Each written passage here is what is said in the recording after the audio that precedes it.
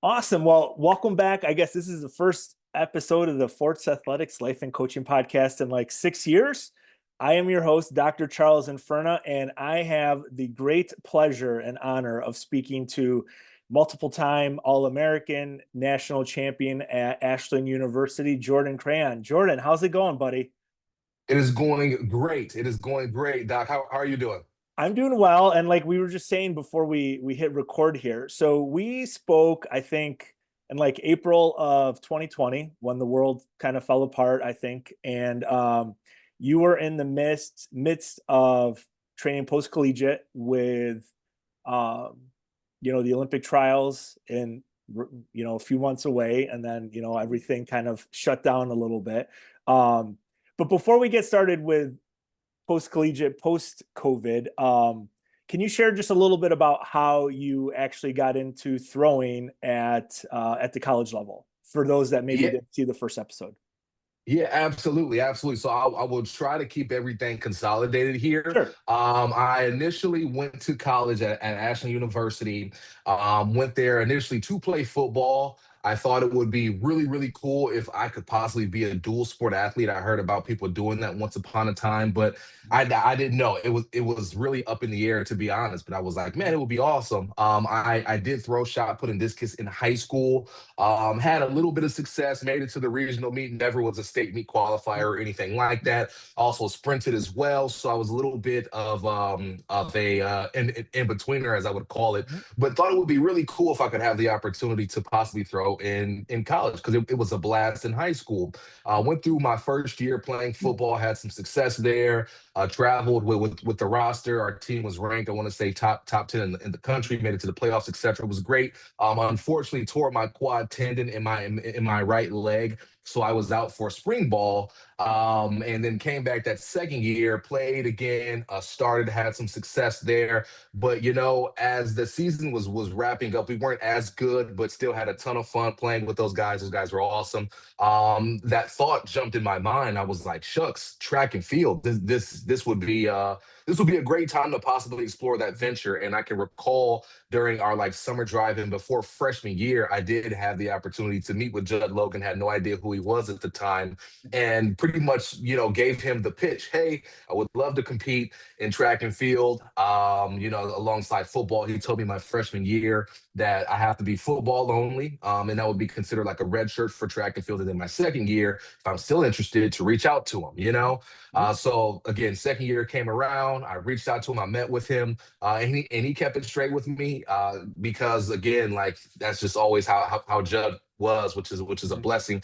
And he let me know. He said, "Hey, look, we'll try the shot put. I don't know how much success we'll have there. We'll try discus because I was, my best event outside of the sprints in high school was the discus." He said, "You know what? We'll give that a go, but I want to teach you the hammer. I think that's where you could have the most success in because I think you're athletic, etc."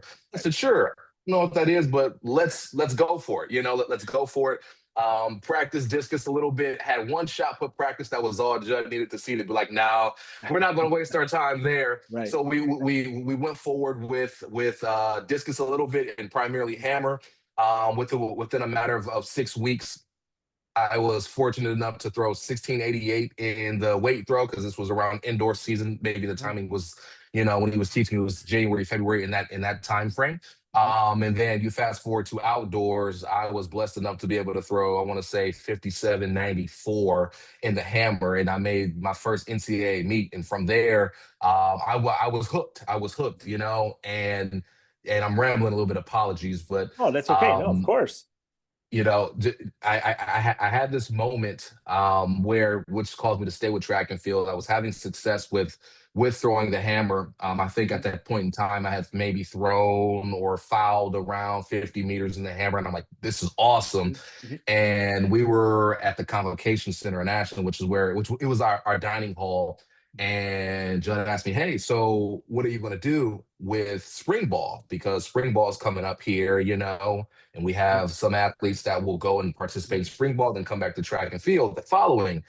And the thought eluded me, and I didn't even realize, shucks, I'm still in the football team. So I have to make a decision here. So I had a conversation with him, and he said, "Hey, look, you can do both. You can be a dual sport athlete and have some success in track and field and continue to succeed in football, graduate, move on with your life, and so on and so forth. Mhm. Or if you ever choose, and I'm not pressuring you, and he prefaced that on numerous occasions, you could be great in track and field. If you ever decided to walk away from football, and if you're ever worried about scholarship or anything, the further you throw, the more money I would be willing to give you. And Doc, that was a tough decision in the moment, but Mhm. also one of the easiest decisions I could ever make as well. Had a conversation with the head football coach, walked away, and then a few weeks later, that's when I threw 57.94, and the Mhm. rest is history from there. So, so I want to get back to, because that is so interesting how you never threw the hammer, right? I think you went to high school in Ohio, right? So Ohio, I don't know if they do Yes, the sir. hammer, right? Uh, so in a few practice sessions, you throw the weight 16 meters. And just for context, because I have a question for later that it will make sense now. You are not 6'4", 280 pounds, right? So I mean No. I know that, right? So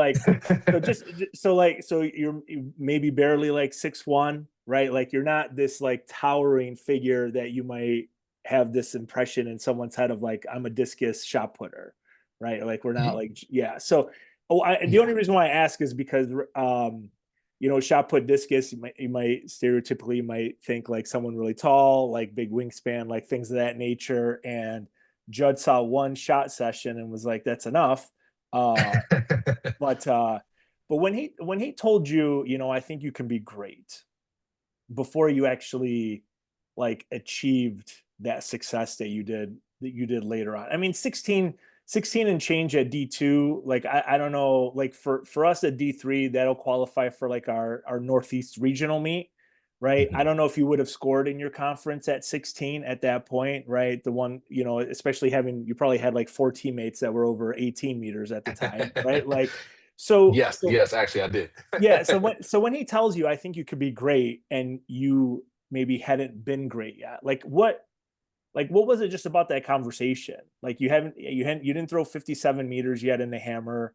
You're barely a 50, what's that, 16 meters, like 56 foot, not even, right? 55 Yes. foot weight thrower, something like that.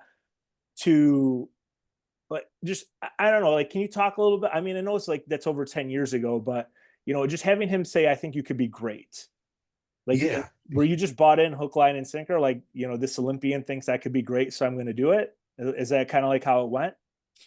Yeah, yeah. So a couple of things there. First and Mm. foremost, I appreciate you so much for giving me an extra 2 inches. I'm actually 5'11", but I would love to sit here and say I was six Sure, foot plus. I would love it, sure, man. So of I course, do I do right. appreciate that honor there. But no, jokes aside, you know, in meeting Judd, so at that Mm. time, I still hadn't fully processed the magnitude of what he meant in the track and field world in the sphere. Like, Right. I knew he was a four-time Olympic, but I didn't know if that makes any sense, right? So Absolutely. Yep.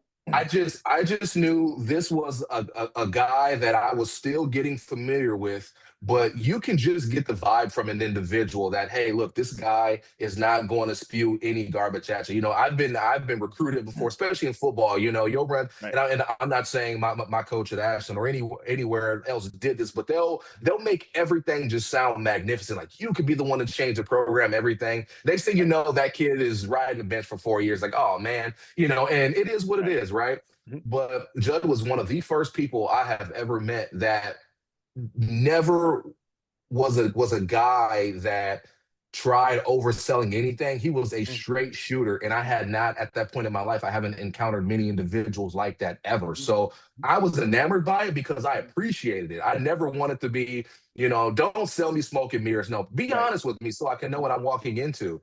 And when he told me that I could be great, my next question that I never asked him Mhm. was, "Hey, what does being great even mean? Like, does that mean I make it to conference?" Because to your point, I did have 4 or 5 teammates over 18 meters at the time, so 16 and whatever I threw, just it was like, "Hey, great job, kid, but Mhm. you're not going to conference. Get ready for doors," Right. because our Right. team was so stacked.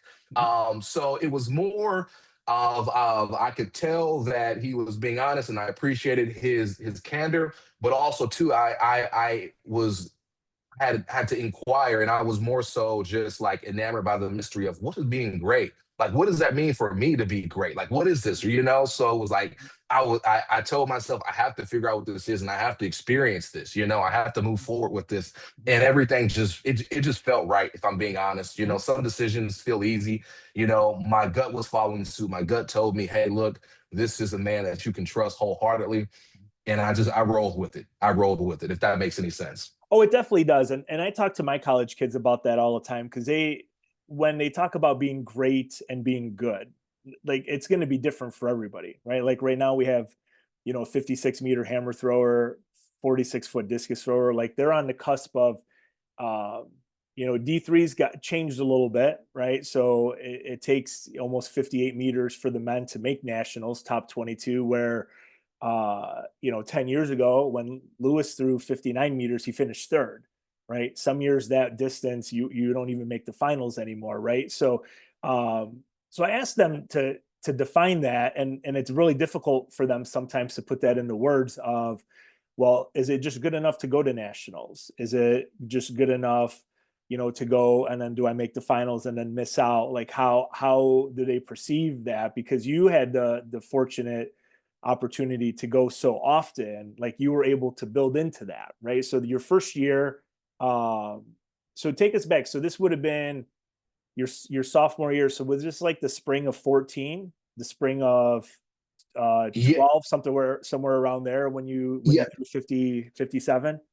yes, sir. You're spot on. Okay. Spring of 2014, which man, that Okay, makes me 12, feel 14. dated. I'm sorry. I mean, No, no, it's all good. I It's mean, all I'm old good. too, right? So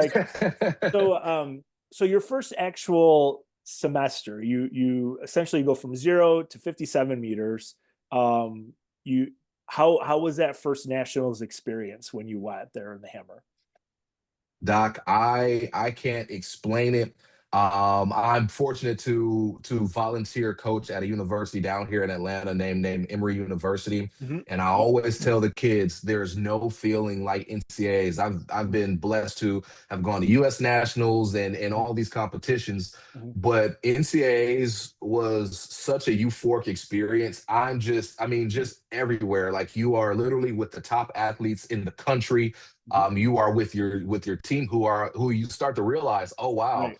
these guys I train with are the top athletes in the country as well, and that's a big eye-opening moment. And then you Mm-hmm. see your coach being revered by everybody that he walks by, and it's like, Right. oh, maybe this guy does know what he's Right. doing and what he's talking Right. about, right? Yep. So it just I literally was getting hit from so many different angles of just like these aha moments, and the experience was awesome. And honestly, one of my biggest memories from that first NCAA meet, outside of like the opening, not the opening ceremony, but like the banquet and the awards ceremony and everything like that, was actually competing. I did not compete well at all. I want to say I three fouled, or maybe I went like 50 meters foul, but I can remember my round three throw was a really good throw. It just ended up going into the net. And Mhm. I walked out like I'm getting ready to let my head drop, and Judd just walks over to me and he just hugs me and he's like, "Oh my gosh, like you competed well, and if like this is a glimpse of our future, like this is it's only up from here." And I just remember in that moment being like, first off, like what is he seeing that I don't see? Like I just did terrible, right? Right. And then beyond that, I'm just like, man, goodness gracious, like I felt that feeling of like, okay, this guy believes in me. Like Mhm. I don't know what I need to do, but I need to make sure that you know this doesn't happen again. I need to make sure I'm on the podium. I need to make sure that everything moving forward is pristine. Not only because like I feel like I have the ability to do it, but this guy believes in me at this point. If I'm being honest, he believes in me more than I believe in myself, right? Right. So I'm like, goodness gracious, like the experience was more than just track and field. It was a life experience as well. Just again, being around people, meeting so many different people. The experience, I can't fully explain. I Mhm. can sit here Mhm. and ramble all day about it, but truthfully, the experience was great. I would never trade it for the world. It was an eye opening experience, but it was such a good time. It was Mhm. such a good time. If that makes any sense. Oh no, it definitely does. And I just saw there was a graphic. I don't know if it was D3 or somebody posted something about. like only 30% of colleges at the Division III level this year had somebody go to nationals, right? And like when we've gone like with Lewis or Dylan at Alfred State, I'd always joke that like it's a haul for the coaches too, right? Like I love buying the t-shirts and the hats, and now my kids wear them and things, but you really never know, at least from my perspective now, when you're going to go back, right? Like, we were lucky with Lewis. We went twice. Dylan, we were able to replicate that again. Monique in high school, going to high school nationals. Like, I think even from my perspective, it's something that I take so it's sacred, right? Because you never know when you're going to go back the next time. And I've gone a few times. You've been fortunate enough to go quite a few times also. And after you get back then, and it's June and you're home, and when when did you realize that you might be a really good hammer weight thrower? Like, what was that moment? Because maybe stepping out of the circle after having a poor performance at nationals may not have been like, oh man, like, am I ever going to get to 60 or 65 or whatever the goal was? But Mhm. when was it, like, when you came back that fall, that okay, maybe I do have a good career here? Like, what was that like for you trying to figure that out? Yeah, yeah, that's Yeah. a great question. So first and foremost, after after nationals, I asked Judd what he needed of me. What do I need to do to take a step forward to become an All-American? And he advised that I stay over the summer. And I was not opposed to it. When I graduated high school, I moved to Ashland maybe a week or two later to do summer workouts for football. Mhm. So I said, hey, like, you don't have to tell me twice. I will Right, get those arrangements. I will right. stay here. Like, and what do you need from me from a distance standpoint? He said, hey, he said, for us to get back here and for us to be an All American position at that time, he said, we have to be an 18-meter weight thrower, 18-meter plus weight thrower, and we have to be a 60-meter hammer thrower. Not Mhm. only will those marks most likely put you on the podium, but Mhm. also too from a scholarship standpoint, that's when I can really start to invest in you financially. Mhm. And I was like, hey, look, that's all I need to hear. So I stayed over the entire summer.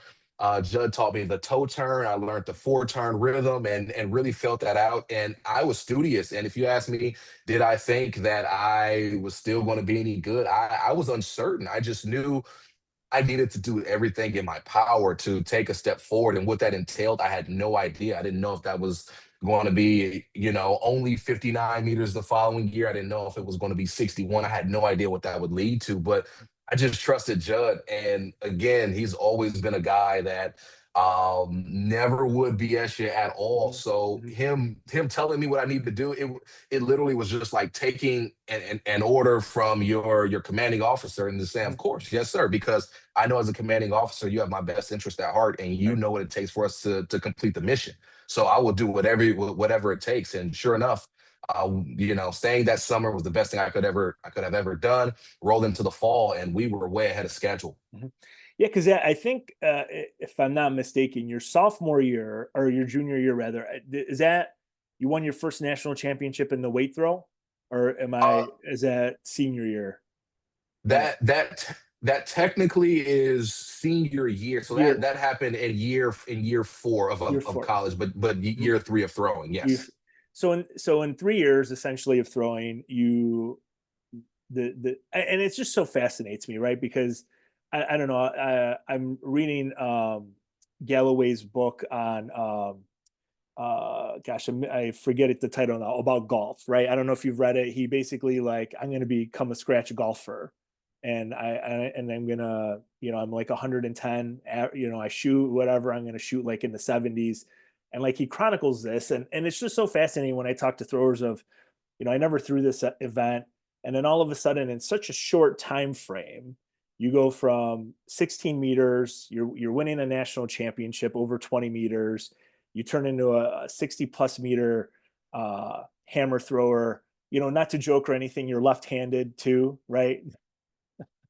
Right. So Yeah, so you yeah. so we're adding to that, right? Like 5'11", left-handed. Oh no, I'm just kidding, Jordan. But like, but you get to that point then, and I don't know if it was a cheat code, right? But like, I don't know if AG was still training there, right? Kibwe was doing the Olympics. Like, you had a great system too. Like it wasn't just you, right? I think like was Megan there, like Jess, like you there were it wasn't just Jordan that's staying over the summer. It was like the team, like all of this, like these like little ingredients. I think maybe helped that. Like, are you when you talk to your with the kids that you coach now at Emory, like do they realize like the system that you went through and like I mean obviously they see the success that you're having now, right? You're still PRing, right? All these years later. Like do they are they like okay, like coach gets it, right? He knows like he did that, he's doing it now. Like, is that helpful for the kids that you're working with now, what you went through 10 years ago? Yeah, yeah. So it's very, very interesting. It's almost the situation of the kid doesn't know what the parent has gone through until the parent explains, and then the kid's Right, like, "Oh my gosh, like I had no idea." I right, have so many moments like that when I'm working alongside the kids, and it's like, we'll be, they'll be frustrated about, how they're feeling, and they're in a heavy training block and everything, and I always have a memory to pull from. I right, have this archive. I have a data center in my mind. I can right. jump back to the summer of 2015 and Mhm, pull information that's applicable to that exact moment, right? And mhm, give them peace of mind and give them solace. Because I work alongside a gentleman named Coach Carl Nyholm. So him and I, we always are like, construing everything. We're talking about, hey, look, next phase is going to look like this. This athlete is here, that athlete is there, so on and so mhm. forth. And he may share something with them, and they're kind of like, yeah, whatever. And then I share the same sentiment, and we've never communicated about it, and then they understand it, or vice versa. I say Right, something, and then he says something, and they're like, okay, well, I guess they're in agreement on this. They haven't even talked about it, right? So right. they have to like succumb to our ideas and ideologies. But Mhm, from like a buy-in factor, though, it's really a blessing to continue to walk the walk, so I can mhm. sit here and I can tell the kids everything. But again, like, and I call them kids, they are young adults, by the way, but Right. I call them kids. But it's one thing to tell them, but like when you can go and show them as well. Mhm, So the fact that I am still competing and I'm still blessed to be able to still throw and everything, and like literally walk the walk, it gives them more buy-in there as well, mhm, So it does help me is be able to relate to the kids, and also be able to support them, to be able to resonate with them and meet them where they are. And also too, again, just my life experiences and everything. I may be only 31, but I've experienced a lot. So again, with what they go through, because the academic rigor at Emory is so high. They call it like the Ivy League, or excuse me, the Ivy School of the South. mhm. So the kids are dialed in. These kids are going to graduate and be lawyers, be medical professionals, so on and so forth. So I wasn't as studious as they are, but still I can imagine what they go through, Right. and letting them know, hey, look, stress is stress. Whether if you're getting it in the gym, in the circle, or Mhm, in the classroom. So just giving them peace of mind there, helping them navigate their situations. And a lot of them are out of staters. We have kids that come from Oregon, from Texas, from New York, from Maine, from Vermont, so on and so mhm, forth. So it's like, this has to be their home away from home. So my goal really is just to mentor them, help them succeed, give them peace of mind, and just help them find comfort here so that they can succeed. Because we know once athletes can find their footing, that's all she wrote, and they can really thrive and succeed, if that makes any sense. Oh no, it definitely does. And you mentioned, I mean, there's so much there to unpack. Getting back to throwing at U.S. Outdoor Nationals. So you graduate. You're a very decorated, Division II thrower, arguably one of the best D2 throwers, of that time frame, right? I would say I would certainly defend that, right? Um, and you graduated at the perfect time, right? You have essentially like a block, right, to the trials, right? Because I think you graduated 16 or Uh, 17, right? yeah, 17 is 17. when I graduated. Yeah, 17. yeah. Okay. So you have 3 years to the Olympic trials, right? And you've accomplished all of this. And is there like how take us into that conversation, right? Like you're mid, I think you're like mid 60s in the hammer, right? Like you're right on the cusp there. Well over 20 meters in the weight. Oh, just for, I guess, for people who might not know, right? So you were essentially a 70-foot weight thrower in college, and what, like 220, 225 in the hammer, like around Yeah, that. yeah, Yeah. So yeah. I finished 2184 in the hammer, which I think is like 70, like 71, 8 or something like Eh, that. And Yep. then Yep. within the collegiate period, I threw Yeah. 6987. And Yep. then 2 weeks following that, I threw 70 meters, 71. So that technically didn't fall within that Right. college window, but Mhm. still that same year. Yeah. So you're essentially a 230-foot college hammer thrower, right? And you have 3 years to go before, the next trials. Did you sit down with Judd, or did he say, okay, Jordan, like, listen, like, you have a great opportunity. Maybe, you don't want to pursue life per se yet. Like, let's give this another 3 years and see what happens. How did, or did you talk to like family? Like, how does that work where you're right there, you qualified for US outdoor nationals in 17, and the trials are 3 years away. Like, how does that work for someone who's in their early 20s of trying to figure out life? Yeah, yeah. So I have to step back just a little bit. So in 27, or excuse me, 2016, I actually missed the Olympic trials. I was 25th. They take top 24. So I Right. was Yep. 25th. Mhm. I threw, I want to say 66, 88 that year, just missed it. But the coolest thing ever was that I was again incredibly blessed. And Judd actually took me to the Olympic trials anyway to be a spectator. So we went out to Eugene, Oregon for a few days. Mhm. Him and I was blessed to be able to train with his former coach, Stuart Toger. Yep. So Yep. I had some training sessions with Stuart Toger, and Judd wanted to take me out there because he said he wanted me to experience it because this is what I had to look forward to. And that was the year that I'm sitting there watching, A.G. Kruger is trying to make his fourth Olympic team at that time. Rudy Winkler's coming on the scene. He threw 76 meters, 76, and I believe won the trials at that time. And I just can remember being wide eyed, but like my heart is beating. It's like jumping out of my chest because I'm like, yes, like I feel it. I really resonate with this. So that right there was all I needed to know and all I needed to feel and experience to know and say, hey, look, I want to keep doing this. Like this is something that I need to experience in 2020 and I need to make this happen. So, moving into 2017, my senior year or my super senior year, for lack of a better Right. term, it was signed, still delivered. I knew that NCAAs wasn't going to be my last meet outdoors. I wanted to make it to U.S. Nationals. That was a goal of ours. I was fortunate to place eighth at U.S. Nationals as well, Mhm. which was super cool in Sacramento, California at that point in time. And then we just planned to kind of keep rolling. We planned to kind of keep rolling. Life did happen a little bit, such as student loans started to kind of accrue, and I did unfortunately have to move back home. But at the same time, I was fortunate because where I'm from, of Toledo, Ohio, was only about 2 hours from Ashland. So I could still train under Judd's supervision, but also, and then like I can still come and visit Ashland Right. whenever I seem fit. But also too, it gave me a chance to kind of learn and spread my wings a little bit. I think one thing that I needed at that point in time, and Judd was always awesome with, was letting me kind of walk down my own path, but make sure I never strayed too far. So that was a time where I experimented with some things, with some training methodology, some technical changes, stuff like that. And I would start to get way off kilter, and he would say, "Hey, nope, you need to come visit. You need to come up this weekend. We're having practice Saturday at 11 a.m. Be there." Yes, sir. Cool, I'll be there. Right. And we would Right. clean that stuff right up, and he just, even though I was abroad, he still kept me on that straight and narrow path moving forward. Mhm. And I don't want to disparage. Like, I knew that you were right on the cusp for the 2016 trials and things, but I just, Yeah. um, but like, because you were still in college, right? I don't want to say incubated, right? But you were still part of that system, right? You didn't have to worry about loans still, right? You had only classes to worry about, I suppose, as a part of like the real life stuff, as opposed to paying for loans, house, like what am I going to do, like relationships, like all these different things.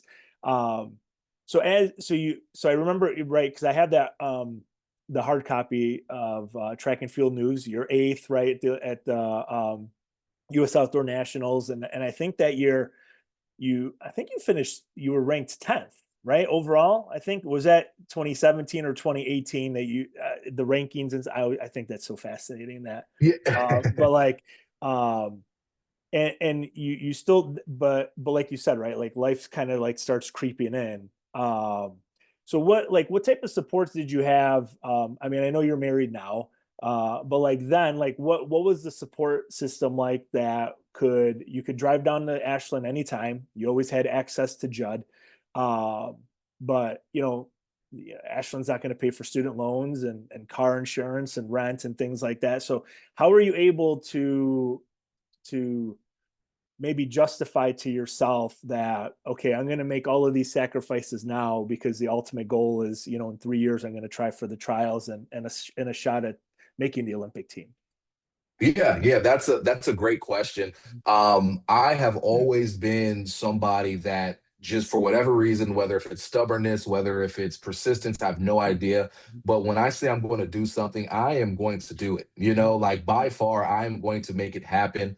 Because also too, I realize that hey, once I'm done, I'm done. You know, I can't say 25 years later, hey, I think I want to go try and make an Olympic team. It's just Right. not going to happen, right? There are some endeavors you can do that with, right? And I said, hey, look, those endeavors I could be flexible with, such as have a mega career and be an entrepreneurial mind and do all those things. I can do those things when I'm 40, 50, 60, 70, Lord willing, 80, right? Right. But to like throw the hammer to do something so unique, like I have this finite window, and I'm Mhm. not going to let anything get in the way of that window, you know?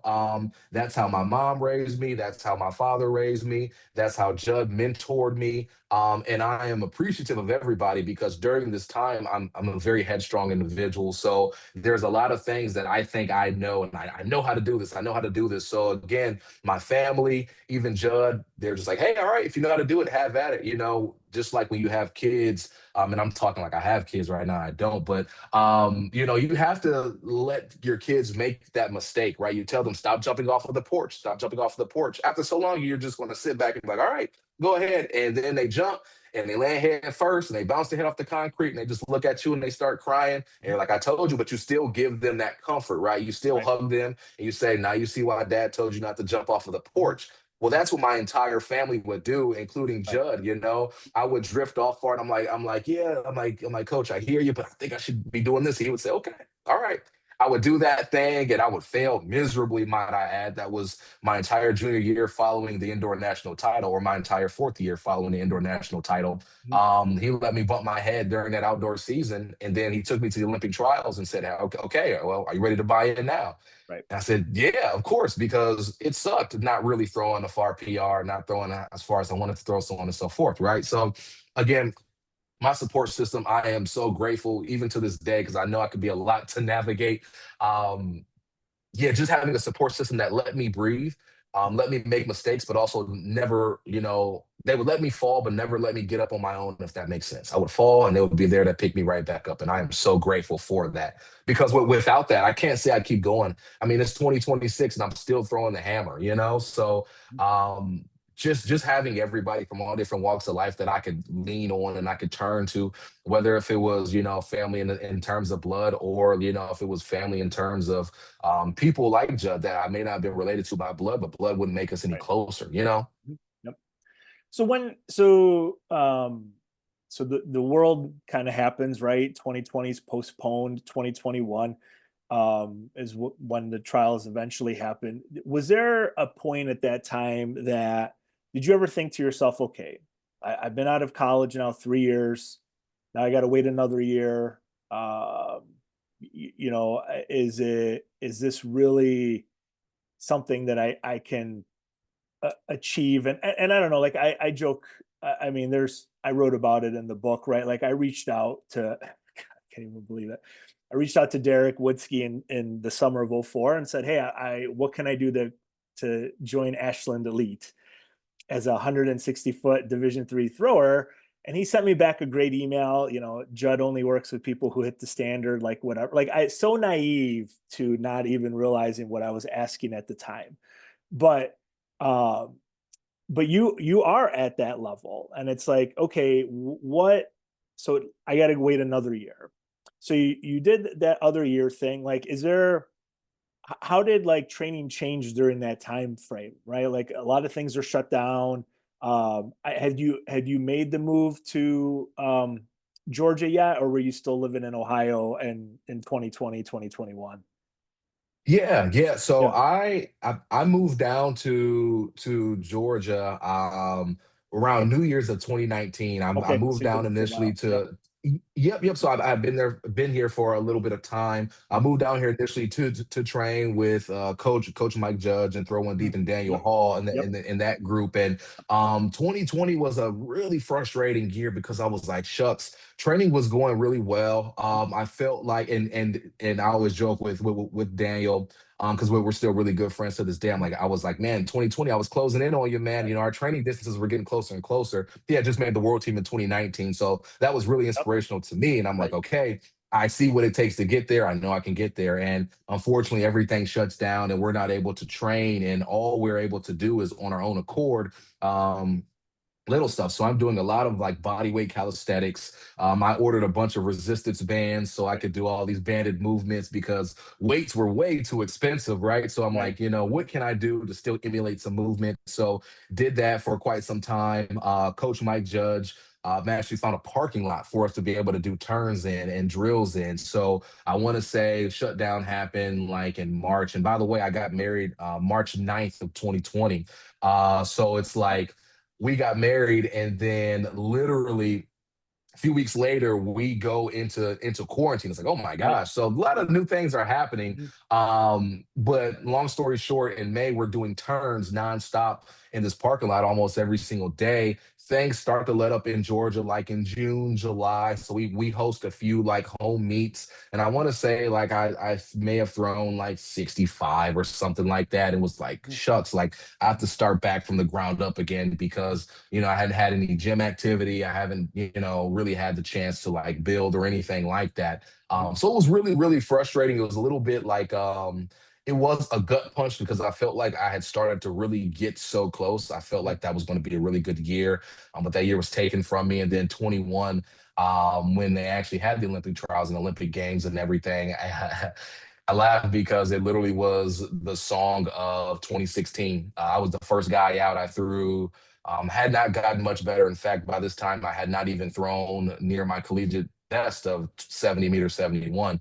I had thrown 69 meters 75 or something like that. Mhm. And I want to say I was 25th by like 3 or 4 centimeters. So I didn't even get to make the Olympic trials Mhm. in 2021. And that was like a real moment like, goodness gracious, what am I even doing? Like, what is happening? If that makes any sense, you know. Yep. Um, so yeah, there were an array of emotions, but I stuck with it. I found a way to push through it. I'm so grateful for my wife. She told me, hey, if I want to keep going, keep going. If I feel like the job's not finished, then why would I stop? Right. And she's always I kid you not, every year when I would sit here and look at the result and be like, shucks, I Yep. like another year of failure. She's like, no, it just was a year of learning. Like, keep going.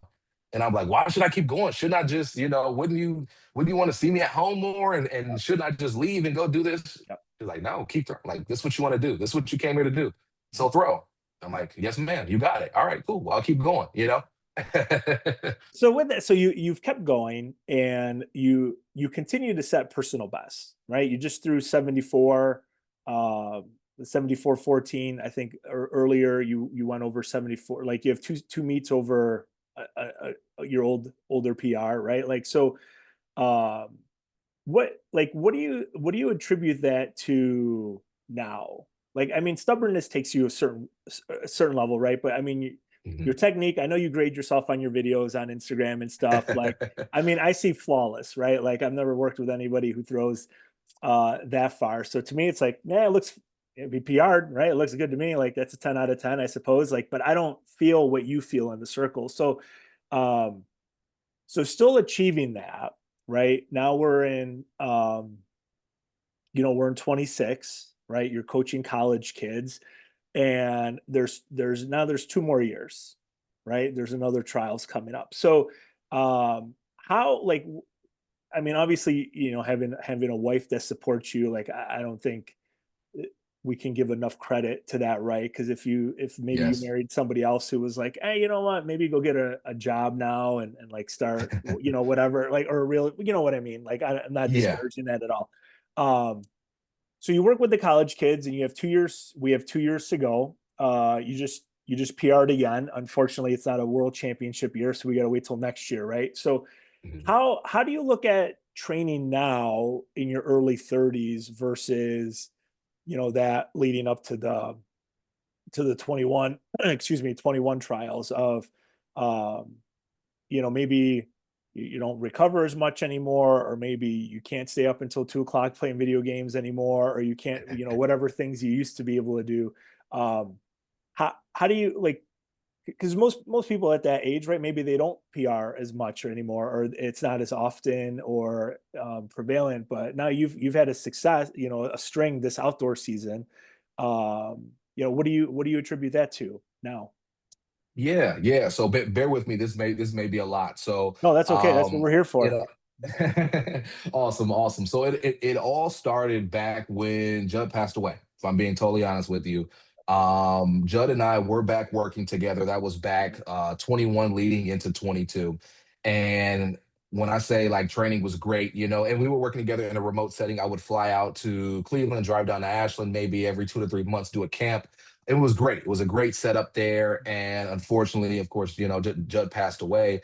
But before he passed away, our conversation before we started working together again is it was like, hey, I can't sit here and tell you that you're going to throw 80 meters, but I can sit here and tell you that there's no way in the world you can't throw 75 meters and then go beyond that, if the chips fall that way. Right, right, And it was a reflection of my first conversation with him all those years ago of, hey, look, like, you leave football, you could be great. If you stay, you can still be good in both. And it just was like, okay, cool, we're here. right.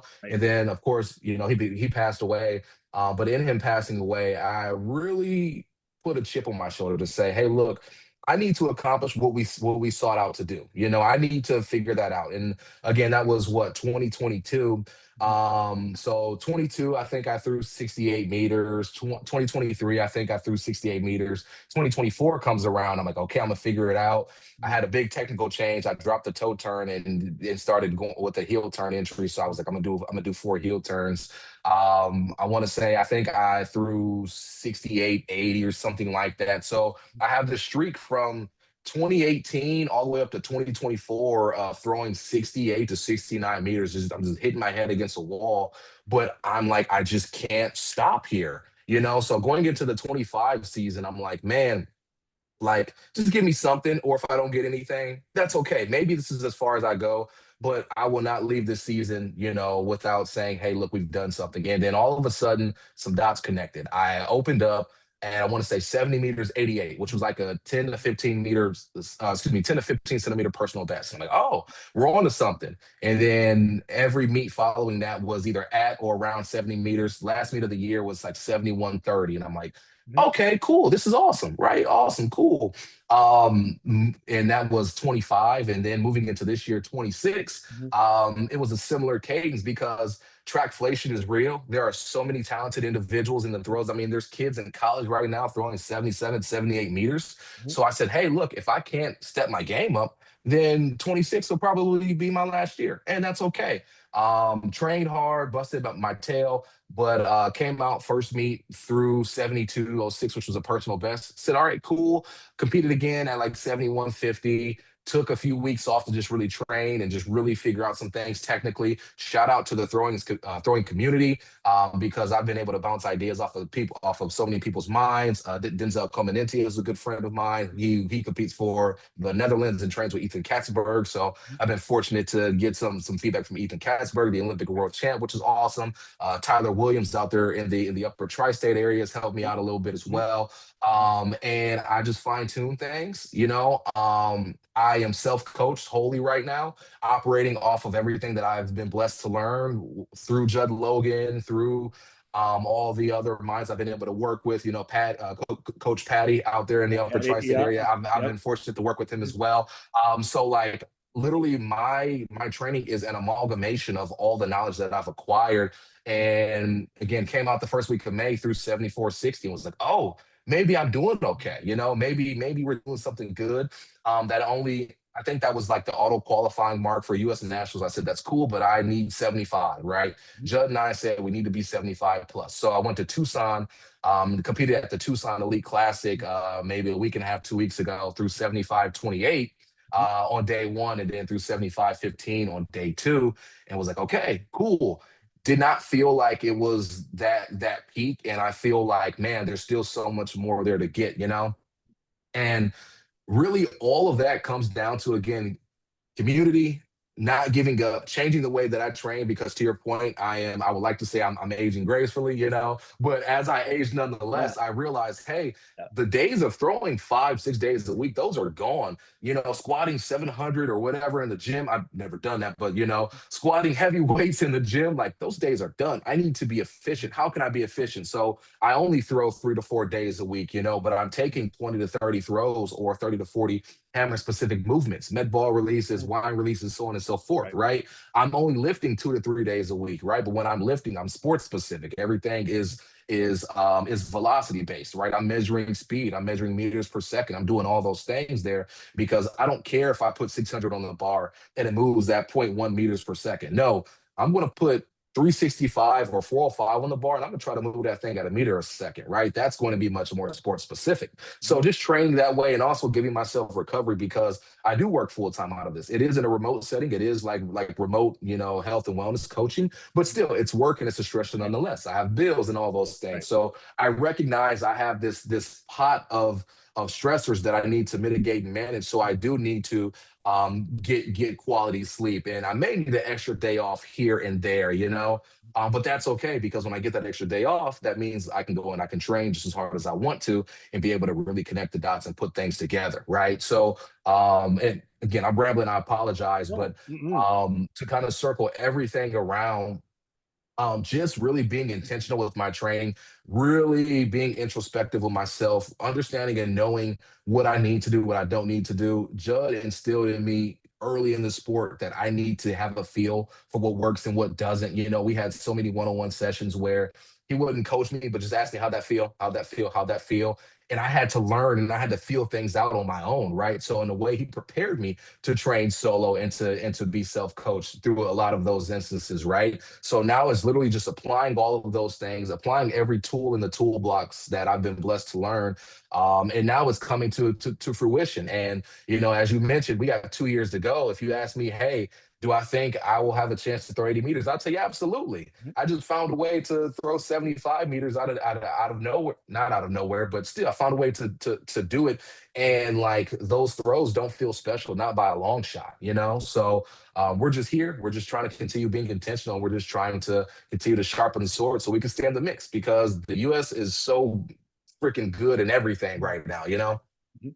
Well, I'm glad you mentioned all that about like the training and the methodology and the philosophy now, right? Of not being able to, or the best bang for your buck, right? Like you don't have to take 100 throws every week, and you don't have to do this, and you don't have to do that. That there is, with age comes experience, I suppose, right? As the cliche goes, right? Where you don't have to do everything. I mean, you already set the foundation, right? At Ashland and those hellacious summers that Lewis used to tell me about, and pushing Judd's truck and doing all these walks and doing all these things like that. Yes, That's sir. obviously not for naught. But so so eh, taking all of that, right, encompassing all of that, and now you're blessed that you're able to share that wisdom and knowledge with college athletes at the D3 level. When when you see someone that you think might have it, right, that might have that opportunity to be great and achieve whatever, go to nationals, all American, things like that. How how do you instill that? Because I'm trying to figure it out myself, and this isn't like we're sharing the secrets of the trade, because it's all out there, right? Like, so, Of course. like, I have and I don't mind sharing about him, right? He's a 55-meter hammer thrower. He's going to be a senior, Nice. and I talked with him over the summer. I said, listen, like, we had the breakthrough, or at the end of the year, like, we had the breakthrough. Like, you really have this amazing opportunity. Okay, 17-meter weight thrower, like trackflation, right, has happened at D3, where Mhm. last year it took 60 meters at Division 3 to be an All-American, which is it just boggles my mind, right? Bananas. It is like 59 and change this year to make the finals. It's just you are elite of the elite. And with him, I'm like, okay, like next year, we need at least 3 meters safely to try and make it, right, to go to 58 and stuff. And how do you share? that with your kids of like, you really have this thing, but this is what it's going to take to get you to the next level. And belief is one thing, and like being told that you're believed in, but like how do you get the kids to actually believe that, right? Like, okay, coach is just telling me that I'm going to be great and this and that, but like how have you able to impart what Judd did with you, and now you're able to do it with these college kids, right? Like how, like what's, Mhm. like how do you do that? Like how do you engage them with those things? How do you, coach, I want to throw far. Well, you take us through that conversation. Coach, I want to throw far. And then you say, okay, what's it look like?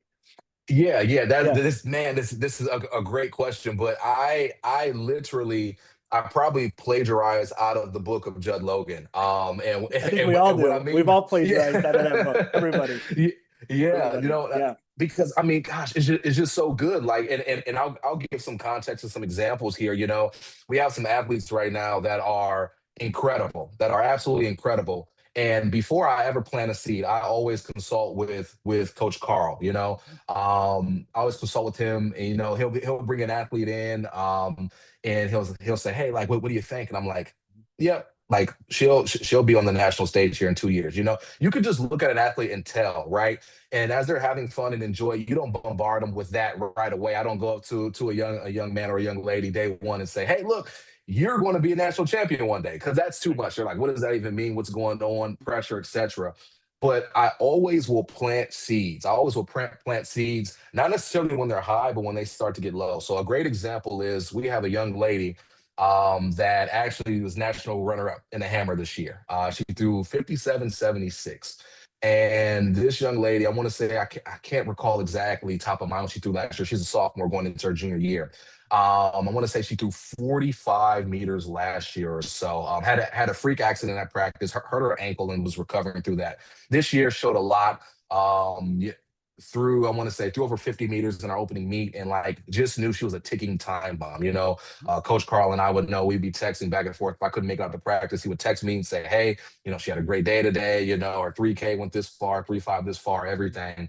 Um, so I would remind her, and I would give her little nudges after practice. Again, good practice, bad practice, whatever, and say, "Hey, how are we doing? How everything is going?" She would share with me, like school was stressful or practice wasn't that good, so on and so forth. And I would just again try to be the guardrails for her, like Judd was for me. Keep her level-headed, keep her stable, and keep her straight, and say, "Hey, look, like I understand it's tough right now, but like this, when you're throwing over 55 meters, it's going to be all well, excuse me, all worth it, pretty much, right? It's going to be worth it then, right?" And then sure enough, she comes out school record 55 meters, and I'm talking to Coach Carl, and I'm like, she's going to have a great chance here to to podium and to do something real special, right? So you fast forward, and round one nationals 57.76, and we're like, there it is. I want to say she was leading for quite some time, and then a young lady had a big personal best to end up passing her. But I'm so excited, and I'm like enamored by it because I now get to do what my late mentor did, and that's like breathe life into these kids. And look, there are some kids that won't ever sniff a national meet, may not even sniff conference meet, but you still find ways to breathe life into them. And kids can feel that. And I keep saying kids, I know they're young adults, but they can feel that. If you're artificial with somebody, they can check that out right away, right? But if you look somebody in their eye and say, "Hey, look, I can't tell you how far you'll throw when it's all said and done. I can't tell you if you'll ever make a national meet or not. But what I can tell you is we are not at our end game yet. We still have so much room to grow here. If we can just commit, if we can show up to lifts, every day with the right mind. If we have some fun out here, right? If you're nicked up, you go to the trainers 2 to 3 days a week. We do those things there. You will be happy with the results at the end of the year. When you look a kid in their eyes and you tell them that, there's something about them that just says, "Okay, I'll do it." And as they start to do it and practices start to get better, and it's like that thing where you tell them it's going to happen, and it happens. And sometimes sometimes the kids may say, "Oh, that's luck." I've told a kid before, "Hey, look, relax, take a deep breath. You're going to go in there. this throw is going to be over 50 meters. You're going to be over 50 meters for the first time in your life. You'll be happy and we'll be ready to build on it. I'll be happy, but not satisfied. Let's go.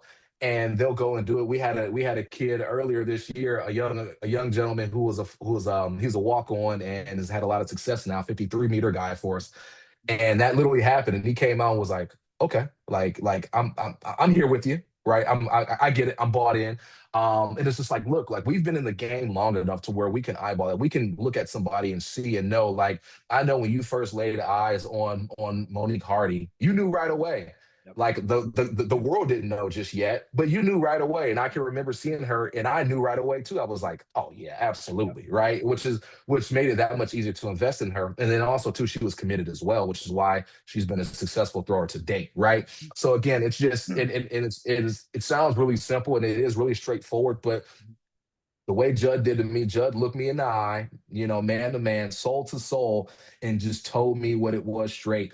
And I try to carry a lot of that with the kids, and I try to always make sure that I plant seeds every opportunity I get, because if you plant enough seeds, rain comes, sun comes, they're going to grow and they're going to bear fruit. So with this, so I'm glad you talked about your thrower here. So she just finished her sophomore year, 57 meters. Yes. So her also, right? So you got, say she stays on like a certain trajectory for for 28. When when would you like I mean the standard for the women is I mean it's astronomical as well, right? Like she's well away from that right now. But there Mhm. isn't anything that says, she might not be 64, 65, 66 by the time she graduates and breaks the D3 record. Like how when would you engage her in that? Like if she hasn't already said, "Hey coach, what do you like should I stay this summer? Should I throw this summer? Should I get my part-time job this summer? Should I work? Like Mhm. do I lift? Coach, I don't want to do anything this summer." Like so how have you handled like that transition for her now as far as like getting her ready to come back in the fall and and those things? Yeah, yeah. So great question. So I've learned over time, not everybody operates off of this die hard, eat, sleep, breathe, Right. 24/7, 365, right? Right. Especially when you have the academic rigor that they have, right? Right. So fortunately, it times up perfectly. I want to say she's out of the country for like the next 3 to 4 weeks for a school endeavor. Okay. Beautiful, perfect Right. timing. Crush it at nationals, go celebrate, go enjoy Right. that. But when she returns, because she is based here in Georgia, when she returns, hey, we're back to work. And she gets it. I don't really have to do anything fancy for her. I haven't had the conversation with her about the potential national record and all that stuff. There, have I had it with Coach Carl?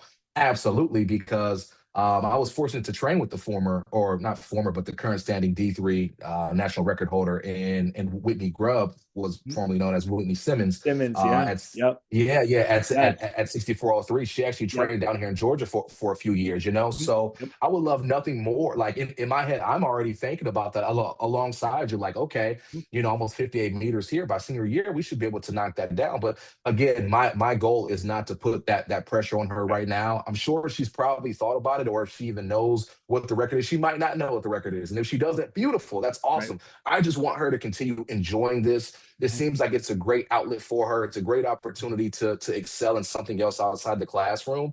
Mhm. And when the time comes, we'll do what I call like a temperature check, and that may be her junior or senior year, and it'll be like, hey, do you want to keep doing this? And she may say, yeah, absolutely, or no, I want to move on. And Right. respect it either way. A great example is we had a gentleman, I want to say 2, maybe 3 years ago now. Don't quote me on that. A gentleman named Kenya Say.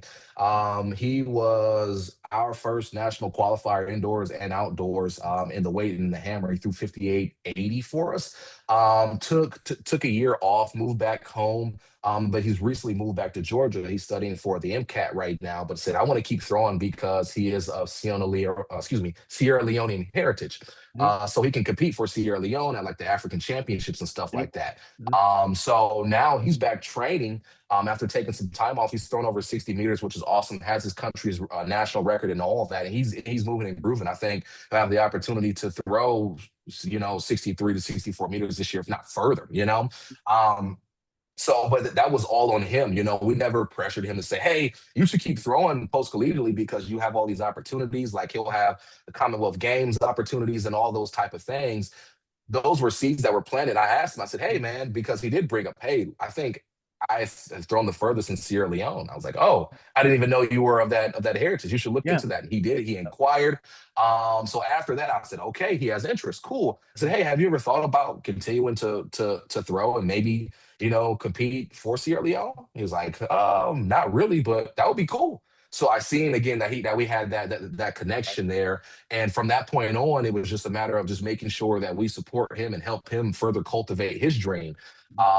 Versus, saying, "Hey, look, I want you to keep throwing because I want you to be, the national record holder, and I want you to qualify for the African Games, the Commonwealth Games, and do this, that, and the third, all for us to have accolades." Like, no, if you want to do it, cool. Mhm. You know what it takes. We've told you what it takes. You see like what bears fruit. Awesome. If you want to do it, cool. If not, no worries at all. Like, because when it's all said and done, 10 to 15 years from now, he's going to be a successful medical professional nonetheless. Right. Mhm. Hmm. Yeah, and that's and that I remember talking to Lewis about that. We were at D3 indoor nationals and he won the day before and we're sitting there watching the shot put. And I said, I said, you threw 2045. I said, you might want to, think about continuing, right? Like you would have qualified for US indoor national seniors. I said, I think he may have been All-American at D2 that year with 2045. But I Oh remember yeah. but I remember sharing, I said, you should talk to Judd and see what he thinks about this. And it was kind of like a joke when we left Grinnell and things, but I don't know if saying that to him and like piquing this interest, right? Because he's from Puerto Rico, right? So a couple of years later, he broke the Puerto Rican record in the weight throw and like had some Hmm. success in the hammer and stuff. And I do think it does take a little bit of that, like you said, the seed planting. Like I'm gonna plagiarize that from now on, right? That um, I do think that our kids, and I call them kids, right? I guess I'm at the age where I guess they could be my own children. They're my track kids. That they do need a little bit of that to help them realize like, wow, like I really could pursue this. I really could have, some success in this. And that's why I ask about like even my own athletes now, because I think sometimes it seems like so far stretched, right? Like they're worrying about student loans and like I got to pay for the semester myself and I got to work, 40, 50 hours a week this summer. And it's easy for me at 44 to say, you have plenty of time to work, there's FAFSA, take out all these loans now. But for some Yeah. kids, to throw the hammer 60 meters, is it worth an extra $20,000 in loans or is it extra, is it this or Sure. is it that? Um, but for the kids, so like, and maybe this might be a good question to end on. At what point, like she's a 57-meter thrower now, and she still has 2 years of college.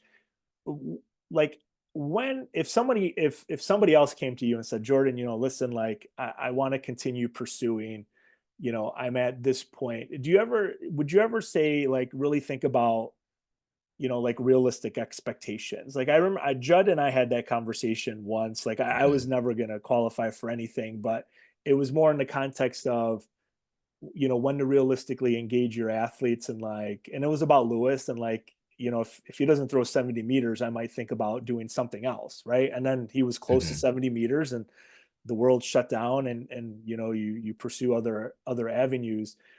Like Yes. is it more of a number, Jordan, do you think, or is it everything else that like between the ears, right? Like if you have a kid Hmm. who, you have a male athlete that throws 60 meters, let's say, and they said, hey, listen, I want to continue training.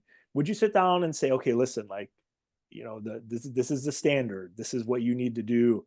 or would you just encourage it and see what happens? Like, would you not deter an athlete, but if somebody came to you, like, how would you talk them through what that process would look like, right? Because you lived it, right? You're living it Mhm. right now. Like you've PR'd, almost 10 years after a collegiate PR, right? So you're still on the upward trajectory.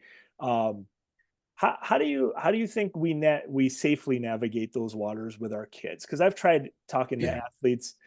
Julia at Fredonia, she threw 59 as a senior, 59 meters in 2009, and I was like, oh God, the trials are 3 years away, but it's easy for me, right? Mhm. Teaching and having the luxuries of that. Um, so when do you maybe pull it back a little bit, or do you just all gas no brakes? You know what? If this is your dream, like I'll help you pursue it until, at like what point do you think? Yeah, yeah. This is a great question. I always try to meet the individual where they are. So I always Right, start with asking the question, what are their expectations? What are you looking to accomplish? Right. So and again, right. I'll use Kenya as an example. Yep. When he talked about wanting to continue throwing, I asked him what was he looking to do or what was he looking to accomplish. And he said, hey, look, I just want to make some national teams. If I have an outside shot of making the Olympic Games just by like a guaranteed slot because my country is guaranteed so many slots. Right, That's cool, but really, right, I just want to represent my country. Possibly make a Commonwealth Games team, possibly make the African Championships and represent Sierra Leone. I mhm, said, beautiful, right? Because we know, given when he graduated, he was a 58-meter guy. We know to do those things, I want to say it would take 65 to 67, right? It's totally right. Very doable, right? realistic. Yep, I agree. Yes, Yep, yep, absolutely, absolutely. yep. So, hey, look, let's do it. If he came to me and said, Jordan, look, I want to be world champion. I want to go blow for blow with Ethan Katzberg and this, that, and the third.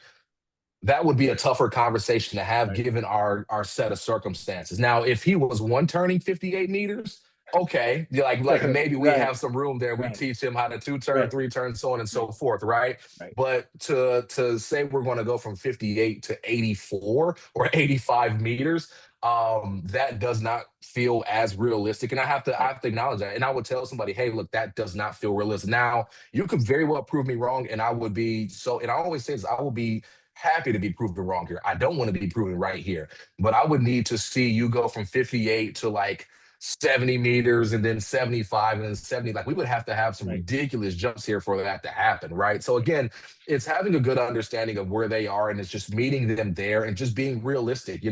Judd has told people that sat down and chatted with him, like, hey, should I keep throwing? He's told people, no, go get a job, go get married and live your Right. life. And he's told Right. like stared at him eye to eye and told him that. And I Mhm. appreciate that and I respect Right. that. And I told him, Yep. if you tell me that, I will listen wholeheartedly, right?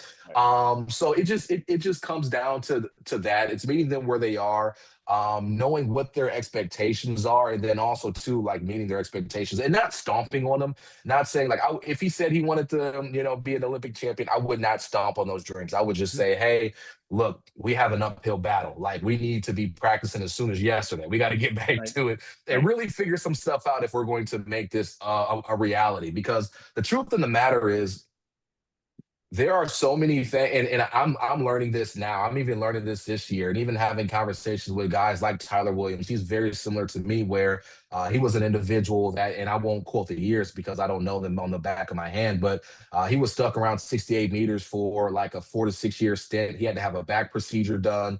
Found himself getting over 70 meters, which was cool, and then in a matter of 2 to 3 years, he was a 78-meter guy, right? So I've seen him do that, and he's still competing at a high level, and he still has more in the tank. I've seen it. I've seen what he's going to be Right. capable of doing here, right? And I'm now in a similar boat. I went from 2018 to 2024 without throwing over 70 meters again. That's a 7 year stretch. Then I just went over 70 meters. I threw a personal best on the year by almost a half a meter. Right. And then the following year, I've been able to put 4 meters on top of that. And we're not done here either, right? Right. So Mhm. it just depends on where the individual is, Right. because there are some people as well. And this is where it gets really, really tricky. And this is where the eye test really comes into play because there are some individuals that do have crazy jumps. There's a gentleman named Marcus Dispro. He's the coach Mhm. at Lock Haven, I believe. Yeah. Don't quote me on Yeah. that. Yeah. We competed Um, against each other a couple times this year. Our athletes. Yes. Yep. Oh, nice, Yeah. nice, awesome, Yeah. awesome. Yeah. So he Yeah. was, I want to say, and don't quote me on this, but I want to say he was a 55 to 57 meter guy in college. and he's thrown 69 meters, right? Rachel Richardson, who is training with AG Kruger at Ashland, Yeah. graduated as a 67-meter girl at Notre Dame, I believe, Mhm. right? And Yep. and that was a big personal best for her at the time. Right. And she's just thrown almost 79 meters 2 weeks ago, right? So, Right. like, some people Yeah. you can look at and say, oh my gosh, they are an untapped well. And when we tap this well, oil is going to be plentiful, Right. right? And there are some individuals you can look at and you can tell physically, hey, look, we probably are scratching our head on the ceiling there, but also, too, mentally, I can tell that we're ready to move on. We're ready for that next chapter in our lives. So, we probably shouldn't even waste our time here with this. Move on, live your life. It will suck to like not be an athlete anymore, but Right. that's okay. A year or two from now, you'll find another hobby to place this gap. You'll move on with your life. You'll be happy, and you'll have these lifelong lessons you can apply in your everyday endeavors, right? And then there's some people you look at and you say, hey, I know you want to go get a job and do this, that, and the third, but and if you still want to do that, that's fine. But there's an opportunity here to do something special that you'll be able to tell your kids and your grandkids about, and there'll be stories about you for generations to come. You know what I mean? So Mhm. and I wish I had a more specific answer there, but it just depends on the athlete, where they Right. are in their journey, and how much upside do they still have, and then also too if they want to continue on with doing Right. this. Yeah, we had an athlete at Alfred State. His name is Dylan Perlino. In 22, we went to nationals at Spire Institute. He was seated third going in, 53 meters in the discus, and it didn't go too well. He finished 11th, missed finals by, I don't know, maybe a foot or so. And he was eligible for that COVID semester. So we were at Top Golf, I remember that night, and I said, you could come back next spring if you want. Like he was graduated, he was a senior, he had an engineering job in Buffalo, and I didn't really think anything of it, right? Like so, in July he emails us and says, I'm going to come back in the spring, and he enrolled in two courses so he could be academically eligible for NCAA. He was a full-time engineer, right, in Buffalo, and he would travel to meets, and he ended up being All-American in Rochester. He went in seated third again, 54 meters. He ended up finishing fifth. And I share that with the college kids now because you can still train, you can still do all these things. Like he was the adult, right? Full-time job, like real job, taking classes to accomplish his goals. And I'm glad that you ended with that because I really do think that there is the power in that, right? Like we as coaches, we plant that, we share that enthusiasm with our kids, and it's able to take them to that next level. But Jordan, I just want to be respectful of your time. We have Little League tonight myself, so I need to be respectful of the boys. I got to get there, but No thank you worries. so much for taking the time, and I really appreciate you sharing your journey through 2026 so far with us. Thank you. Yes, yes. Thank you so much for getting me on here. Let's do this again in the future. Hopefully, Mhm. we'll be talking about a new personal best and That's right. That's right. fighting to make a team and all that good stuff there. But Mhm. I love everything that you're doing. I am honored to be a part of it. And if you Thanks. ever have any questions or have anybody that wants to inquire, tell them to just give me a shout on Instagram or wherever you see me, any platform. I'm just like at Crayon Jordan, last name to my first name, and I would be happy to open up a dialogue and help wherever I can. Awesome. Thank you so much, Jordan. Have a great rest of your day. You too, Doc. Take Thanks. care.